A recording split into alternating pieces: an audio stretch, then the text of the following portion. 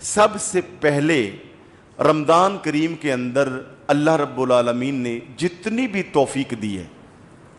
اس پر اللہ کا شکر ادا کرے کہ مالک تیرا شکر ہے کہ تو نے مجھے روزہ رکھنے کی یا دیگر اعمال کرنے کی، اور یہ عبادات کے علاوہ کوئی روزہ رکھوانے کی، روزہ کھلوانے کی، افطاری کی اور افطاری کے انتظامات کی، یا دیگر کسی عزیز و اقارب کی خدمت کی، زکوٰۃ کی، فطرانے کی، کسی غریب کے ساتھ ہمسائے کے ساتھ ہمدردی کی، کسی بھی طرح کے اعمال صالحہ اور اعمال حسنہ کی اللہ نے توفیق دی ہے، تو اس پر اللہ کا شکر کیوں؟ اس لیے کہ اللہ رب العالمین نے فرمایا کہ لَإِن شَكَرْتُمْ لَأَزِيدَنَّكُمْ، اگر تم میرا شکر ادا کرو گے تو میں تمہاری نعمتوں میں اضافہ کروں گا۔ سب سے بڑی نعمت کیا ہے کہ اللہ تعالی ہمیں نیکیاں جمع کرنے کی توفیق دے دے۔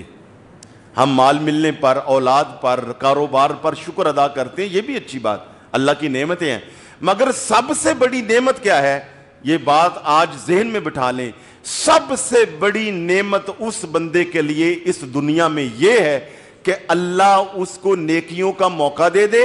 اور گناہوں سے بچا لے۔ یہ سب سے بڑا اللہ کا مجھ پہ، آپ پہ یا جس بھی بندے پر ہے، یہ اللہ کا سب سے بڑا انعام ہے کہ اللہ گناہوں سے بچا لے اور نیکیوں کے راستے پر چلا دے۔ تو سب سے پہلے شکر،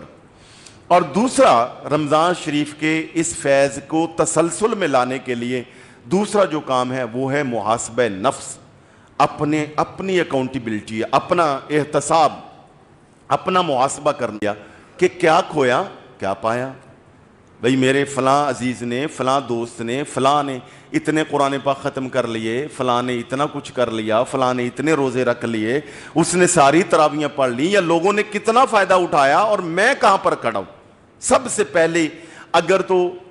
ایک حد تک فائدہ اٹھا لیا ہے کہ آپ سمجھتے ہیں کہ ہاں اللہ کی مہربانی سے، توفیق سے، تو اس پر اللہ کا شکر ادا کریں۔ اور اگر اس میں کوئی کمی کوتاہی رہ گئی ہے کہ بالفرض قرآن پاک جو ہے وہ 3 ختم ہو سکتے تھے تو میں نے ایک کیوں ختم کیا،